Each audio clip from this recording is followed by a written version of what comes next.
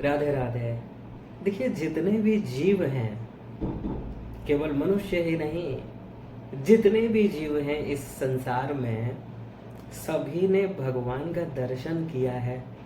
किसी न किसी जन्म में तो भगवान का दर्शन सभी किए ही हैं।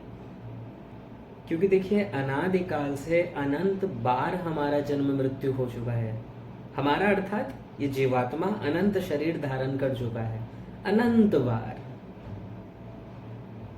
अर्थात अनलिमिटेड बार हम और आप शरीर धारण कर चुके हैं।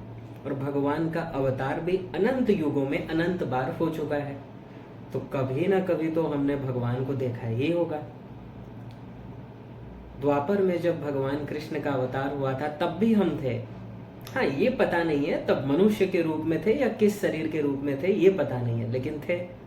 राम जी का अवतार हुआ तब भी हम थे। और मान लीजिए इस चतुर्युग में आप मनुष्य के रूप में नहीं थे, लेकिन उसके पहले चतुर्युग में आप मनुष्य के रूप में हो सकते हैं। मान लीजिए उसमें भी नहीं थे, उसके पहले हो सकते हैं। कहने का तात्पर्य है, कभी ना कभी तो प्रत्येक जीव ने भगवान का दर्शन किया है, मनुष्य के रूप में दर्शन किया है।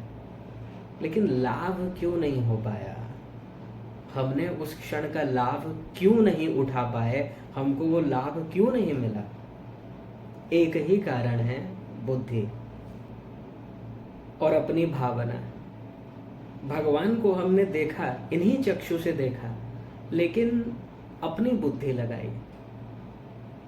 और यही कहा, जब भगवान श्री कृष्ण को देखा कि वो उस गोपी को छेड़ रहे हैं, उसके साथ बात कर रहे हैं, तो यही बुद्धि लगाए हम, ये कैसा भगवान है, ये तो हमसे भी बदतर है। इसको थोड़ा सा भी लाज शर्म नहीं है, ऐसे किसी के साथ भी, किसी को भी छेड़ने लगता है, किसी से भी बात करने लगता है, इधर उधर भागता रहता है लड़कियों के पीछे। इससे अच्छे तो हम हैं, ये कैसा भगवान है?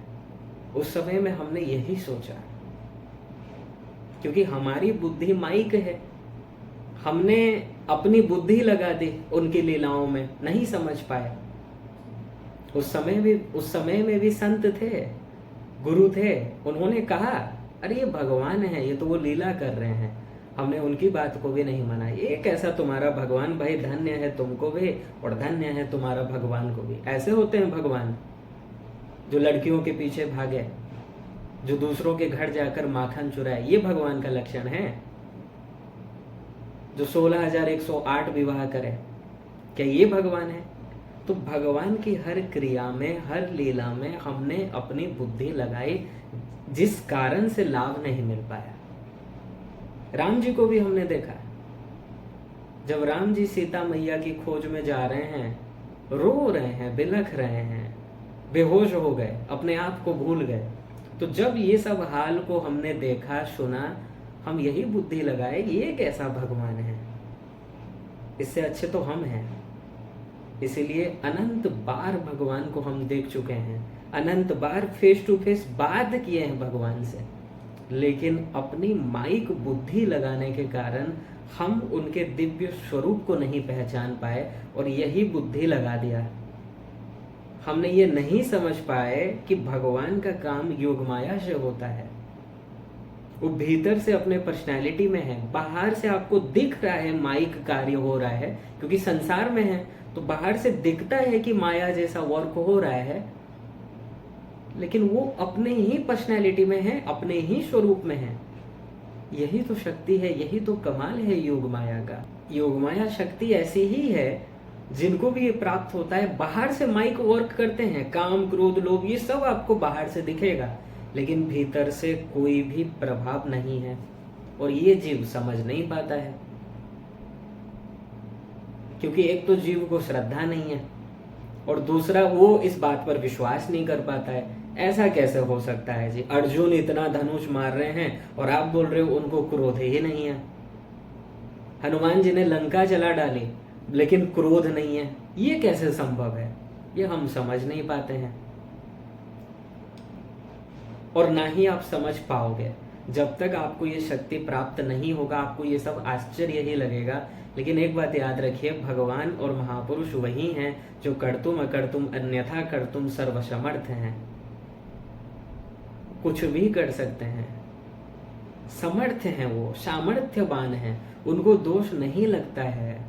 वो जो भी करते हैं योग माया से करते हैं। बाहर से दिख रहा है माइक कार्य, और बाहर से जो भी करते हैं वो भी जीवों के कल्याण के लिए करते हैं, अपने लिए नहीं करते भगवान और महापुरुष। उनको अपना क्या सुख चाहिए? भगवान तो डायरेक्ट सुख हैं, और महापुरुष भगवान को प्राप्त कर लिए हैं तो वो भी सुखी हो गए। इसलिए वो जो भी करते हैं जीवों के कल्याण के लिए करते हैं। और वही भगवान जब इस धराधाम को छोड़ के चले जाते हैं, अर्थात जब अपना लीला को समाप्त करके यहाँ से जाते हैं, और फिर जब हम उनके महिमा को सुनते हैं और फिर संकीर्तन करने लगते हैं, हरे राम राम राम हरे हरे, हरे कृष्णा कृष्ण कृष्ण हरे हरे, तब वो जीव संकीर्तन कर रहा है। लेकिन अवतार के समय में बहुत अपमान करता है, निंदा करता है, गाली गलौज करता है, बिल्कुल भी महत्व को नहीं समझता है। और जब चले जाते हैं भगवान या संत, उसके बाद बैठ के कीर्तन करने लगता है। यही विडंबना है जीव का, इसीलिए आपको लाभ नहीं हो पाया। नहीं तो विचारणीय विषय है, क्योंकि वेदों में स्पष्ट बताया गया कि जीवात्मा अनादि है, नित्य है, सनातन है। तो अनादि काल से अनंत जन्म हो चुके हैं, भगवान का अनंत अवतार हो चुका है, हमने देखा है भगवान को, लेकिन अपनी बुद्धि लगाई और जाकी रही भावना जैसी, प्रभु मूरत देखी तिन तैसी। जिसकी जैसी भावना होती है, बुद्धि होता है, वो वही सोचता है। जैसे मान लीजिए आप कहीं जा रहे हो, सड़क में एक लड़का है, एक लड़की है, दोनों ने आपस में एक दूसरे को गले लगाया। वहां पर दो टाइप के लोग हैं जो देख रहे हैं कि लड़का और लड़की गले लगा रहे हैं। दो टाइप के लोग हैं, एक बोलता है देखो यार इनको थोड़ा भी मतलब शर्म नहीं है, ऐसे रोड में ही एक दूसरे को गले लगा रहे हैं, ये एक का विचारधारा है। दूसरा कहता है नहीं यार भाई बहन होंगे, इतने दिन बाद मिले हैं तो खुशी के लिए, खुशी के मारे गले लगा दिए। तो यहां पर देखिए भावनाओं में चेंजेस है, थॉट्स दोनों का अलग अलग है। एक गलत वे में ले रहा है, एक पॉजिटिव वे में ले रहा है।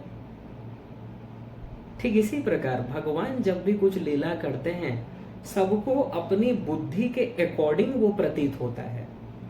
जैसे भागवत में वर्णन है 10वें स्कंध के 43वें अध्याय का 17 नंबर श्लोक कि मल्लानाम असनिर्णिणाम नरवर स्त्रीणाम स्मरो मूर्तिमान गोपानां स्वजनो सतां क्षितिभुजां शास्ताश्वपितरो शिशो मृत्युर्भोजपतिर्विराड विदुषां तत्त्वं परं योगिनां वृष्णीनां परदेवतेति विदितो रंगं गतः साग्रजः। जब भगवान कंस ने न्योता दिया था मल्ल युद्ध के लिए, और भगवान जब मल्ल युद्ध के लिए उसके महल में प्रवेश कर रहे हैं, कई तरह के लोग हैं और सभी का भावना अलग अलग है। जो पहलवान हैं उनको भगवान वज्र कठोर के समान देख रहे हैं, जो गोपियां हैं उनको भगवान कामदेव के समान सुंदर दिख रहे हैं, अपने प्रियतम के समान दिख रहे हैं। जो भगवान के माता पिता के एज के अकॉर्डिंग हैं, मतलब उनके माता पिता के एज की तरह जो हैं, उनको भगवान शिशु की तरह दिख रहे हैं। जो दुष्ट राजा हैं उनको भगवान लीडर के हिसाब से, शासक के हिसाब से दिख रहे हैं। जो व्रज के ग्वाल आदि हैं उनको भगवान अपने परिवार जैसे, अपने स्वजन जैसे ही दिख रहे हैं। जो योगी जन हैं उनको भगवान उस परम तत्व के रूप में दिख रहे हैं, और जो भगवान के भक्त हैं उनको भगवान अपने प्रभु के रूप में दिख रहे हैं। तो सभी का भाव अलग अलग है, और जिसका जैसा भाव है उसको वैसा दिख रहे हैं। यही होता है अवतार काल में। आपका भाव क्या है उनके प्रति? कंस को भगवान मृत्यु के समान दिख रहे हैं, क्योंकि कंस भयभीत है, कंस का उद्धार के लिए ही भगवान आए हैं। तो मृत्युर्भोज पतिर्विराट विदुषाम तत्वं परम योगिनाम, योगियों को परम तत्व के रूप में दिख रहे हैं। तो सभी को अलग अलग दिख रहे हैं अपने अपने भावनाओं के अकॉर्डिंग। यही होता है अवतार के समय में। आपका जैसी भावना है आपको वैसा दिखने लगेंगे। जो हमने एग्जाम्पल दिया, एक जब लड़का और लड़की गले मिले, एक उसको गलत वे में ले रहा है, उसको वैसे ही दिख रहे हैं क्योंकि उसकी बुद्धि उतनी ही है, और दूसरा वो पॉजिटिव वे में ले रहा है कि भाई बहन होंगे तो गले लगा लिए, उसने पॉजिटिव वे में लिया, उसको कोई दोष नहीं दिख रहा है। तो भगवान के अवतार समय में जीव ने बुद्धि लगाया, भगवान में आरोप लगाया, भगवान की इन लीलाओं को देखकर गलत समझा तो उसको गलत ही दिख रहा है, वो लाभ नहीं ले पाया। और जिसने संतों की बात को माना, संतों की बात को स्वीकार किया और ये समझा कि ये भगवान है, ये तो लीला कर रहे हैं, और भगवान की भक्ति की, प्रभु मानकर भगवान को निहारा, उनके ऊपर कृपा हो गई, उनको दिव्यानंद मिल गया। इसलिए इम्पोर्टेंट चीज़ है भाव। जो लोग कहते हैं भगवान को हमारे सामने खड़ा कर दो, एक बार दिखा दो, हम भगवान को मान जाएंगे, बिल्कुल नहीं मानोगे आप, नहीं मान सकते। पहला बात तो आप भगवान को इस आंख से देख नहीं सकते, उनके दिव्य स्वरूप को आप नहीं देख सकते। दिव्य स्वरूप को देखने के लिए दिव्य आंख चाहिए, दिव्य चक्षु चाहिए, और उसके लिए मन की शुद्धि होना बहुत आवश्यक है। अगर मन आपका शुद्ध नहीं है, भगवान यहाँ पर खड़े हो जाएं, आप उनको भगवान के रूप में नहीं देखेंगे, अपने बुद्धि के अकॉर्डिंग देखेंगे, अपनी बुद्धि लगाएंगे और नामा अपराध करेंगे। यही हुआ है अनंत काल में अनंत बार। इसलिए भगवान को अनंत बार देखते हुए भी हम लाभ नहीं ले पाए, बुद्धि लगाया हर जगह, सामान्य मनुष्य की तरह समझ लिया। उनके लीलाओं को देखकर, उनकी क्रियाओं को देखकर हमने यही समझ लिया मनुष्य ही है, हम जैसा ही है, हमसे भी बदतर है, ये सोच लिया जीवों ने, जिस कारण से आपको लाभ नहीं मिला। और जिन्होंने उनके स्वरूप को समझा, भक्ति की, उसी जन्म में तर गए, उसी जन्म में पार हो गए भवसागर से। इसलिए इम्पोर्टेंट चीज़ है भाव। इसलिए भगवान को अगर आपके सामने खड़ा कर भी दिया जाए, कोई गारंटी नहीं है आप मान लोगे, नहीं मानोगे आप, क्योंकि अनंत बार भगवान को आप देखे हैं, अपनी बुद्धि लगाने के कारण आज तक भगवत प्राप्ति नहीं हुई और आप लाभ नहीं ले पाए। इसलिए बुद्धि मत लगाइए भगवान के एरिया में। इसीलिए जहाँ समझ में नहीं आता है वहाँ पर बुद्धि नहीं लगाना चाहिए, ठीक है, क्योंकि ऐसी ऐसी भगवान और महापुरुष लीला करते हैं, बुद्धि अगर लगाओगे तुम, ब्रह्मा यार नहीं समझ पाते हैं, ब्रह्मा जी से भूल हो गई। सामान्य मनुष्य की कितनी बुद्धि है बताइए। ब्रह्मा जी जिन्होंने इस सृष्टि की रचना की, वो चक्कर में आ गई, ये कैसा भगवान है, अपने सखाओं का जूठन खा रहा है, ये बुद्धि लगाया उन्होंने। इसलिए बुद्धि मत लगाओ भगवान के एरिया में, उनके लीलाओं को सुनकर बुद्धि मत लगाइए। भगवान जो भी करते हैं जन कल्याण के लिए करते हैं, और उनका जो वर्क होता है योग माया से होता है। ये आप तभी समझोगे जब आपको भगवत प्राप्ति हो जाएगी। इसलिए बुद्धि मत लगाइए, भगवान को पुकारिए, भगवान की आराधना कीजिए, भक्ति कीजिए। जब कृपा हो जाएगी भगवान की तब आप समझने लगेंगे। बुद्धि से नहीं समझ सकते, उनकी कृपा से आप समझ सकते हैं। राधे राधे।